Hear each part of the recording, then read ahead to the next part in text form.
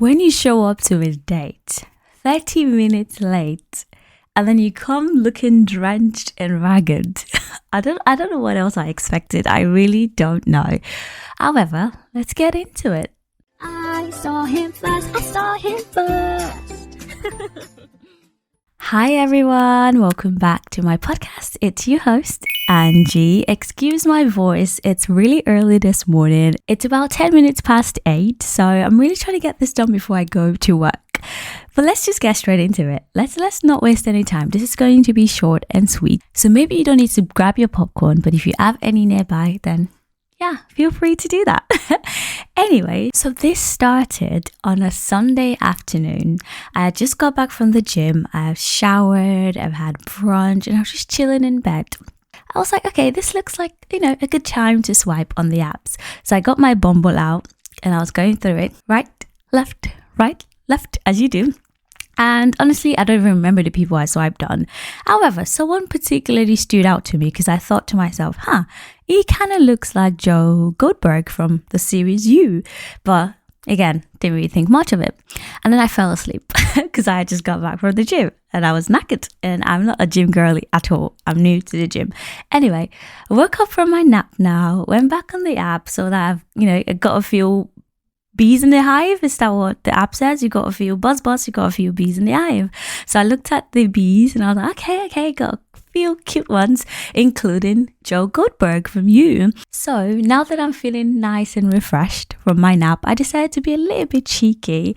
So I sent this guy a text. I was like, twin, where have you been? Yes, I actually did.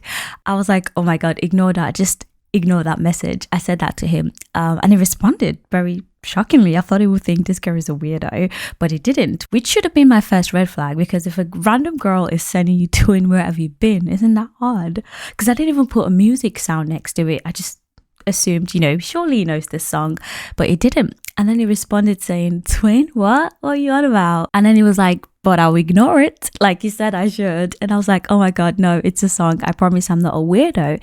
And because I was feeling extra refreshed from my nap, I decided to play him the song. So I went on, Alexa, I was like, can you play Twin, where have you been? And then it actually played, he was like, oh, you're talking about this song, Money Long, whatever.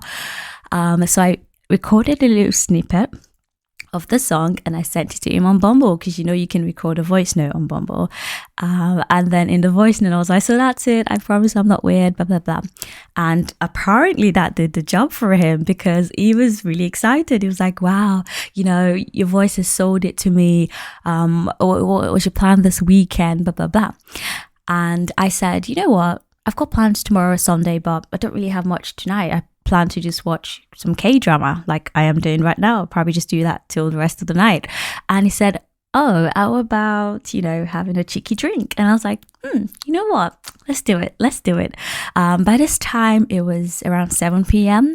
And he was like, right, you free right now? And I'm like, I'm in pajamas. What are you on about? I need to get ready, look cute before I head out.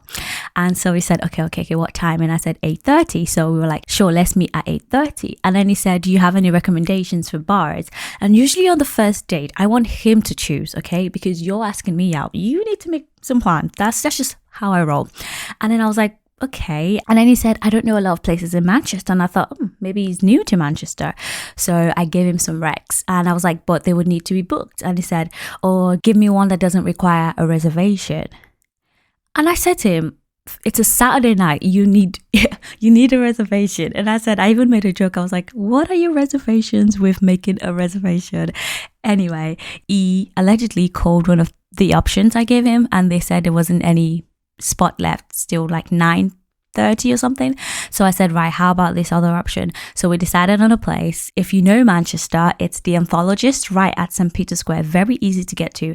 St. Peter's Square itself is like very central to everything in Manchester. So I assumed everyone was good. Everyone knew where they were going. Wrong. I got to the venue. It was pouring out, but luckily I've got my brolly because I live in Manchester. You can't go anywhere without an umbrella. I go in now. Waited 5 minutes. Where is this guy? I texted him. I was like, where are you? And then he texted me saying, oh, actually, I'm in my Uber on my way there. And I thought, Uber? Why is he getting an Uber to somewhere that is literally right outside the tram stop? Very convenient to get to. Ignored it. 10 minutes go by now. Still no sign of this guy. And then he called me because I had given him my number just before I left the house. Like, I'm leaving now, blah, blah, blah. And then he was like, I don't know where I am. And I was like, what do you mean you don't know where you are? St. Peter's Square. And he went, I don't really know where that is. I don't know Manchester. And I thought, right, it must be proper new to Manchester then. So I was like, right, where did your Uber drop you? And then he said, Turtle Bay. That's what he can see. And I'm like, okay, well, that's not where I am, but that's like 5 minutes away. You can just walk down. He went, well, it's pouring and I don't even know what direction to walk to. And I said, the ontologist, I told you where we're meeting. And he said, well, can you just send me the postcode? I'll try and, Google Maps it. I sent him the postcode now. He was still somehow lost. He said, okay, right, I'll get the Uber. And I'm like, you can't get the Uber. It's a 5-minute walk. And he was like, oh, I'm sorry. And I was just like, okay, this guy is looking more like weirder and weirder by the second. Anyway, so he supposedly got the Uber to the Manchester Library, which is right, opposite the anthologist. He got off now. He called me again. At this point, it's like 30 minutes late. And he's like, right, I can see Motel 1 or something. I was like, right, just walk towards that then. Just cross the street. That's where I am. So I had to now come out from the bar where I was chilling to get him. He had no brolly, no umbrella, nothing, literally like partly drenched. And I just had to, share mine with him and we walked in. I thought, okay, everything's good now, we're settled. No, boy was out wrong. I noticed he was looking a little bit too too happy to see me, like too excited. And I'm like, I think this guy's had a few to drink, which fair enough. It's a Saturday and it's 8:30 p.m. at this point. But we just get to talking. And then he said, oh, I'm from Sheffield. And I was like, what? You don't live in Manchester? Like, what's the point of this then? What do you think is going to go on here? And he went, oh, I just really wanted to meet you. And I'm like, I'm not buying that. But fair, okay, you're being cute. Because like, as soon as by the way, I missed something really important. As soon as he sat down, he said something about how he's a 10 out of 10 in Sheffield. But I just assumed like he moved from Sheffield or something. I don't know. He didn't even say, do you want a drink? Nothing. We just talked for like 10 minutes. And then he paused and said, oh, by the way, do you want something to drink? And I was like, finally, yes, please. And then he went to the bar, got me a drink. And then we just started talking again. Now I have to give this to him. Great conversationalist, if that's a word. We had like really fun conversations. Everything was going well. And then he kind of mentioned, it was like, oh, I don't even know where I'm going to sleep tonight. And I went, what do you mean? Where have you been sleeping? And then he said, well, I was staying at an hotel, but I don't know if I should stay another night or, stay at my friend's place who I was visiting. And I'm like, why not just stay? You came to visit your friend. Surely he will let you crash on his couch.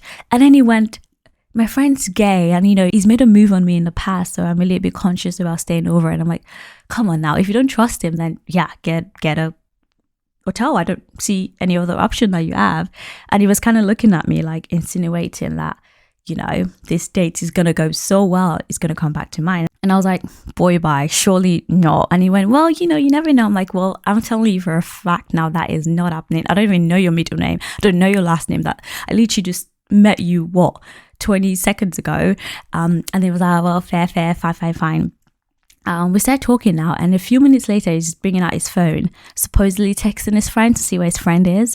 But I later on saw like a yellow screen, which means it was on Bumble.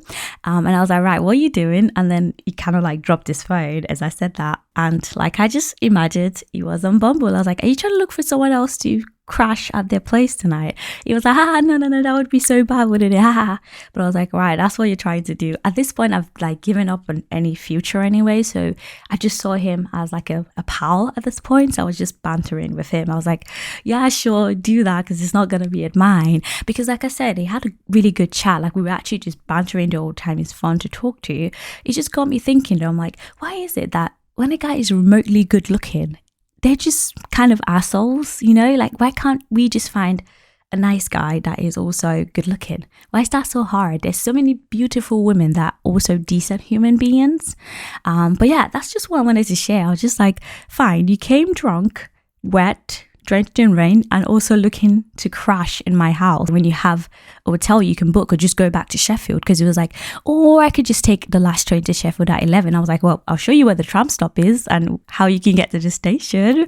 And he was like, no, it's fine, I'll figure it out. And I was like, right, well, I'm gonna leave, so have a good night.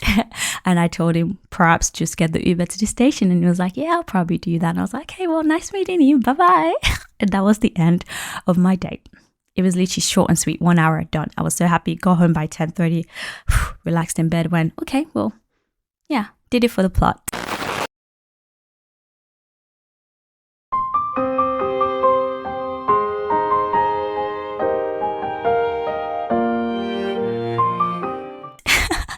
So that's it. Thank you guys so much for listening and watching. If you're watching on YouTube, I have a playlist here.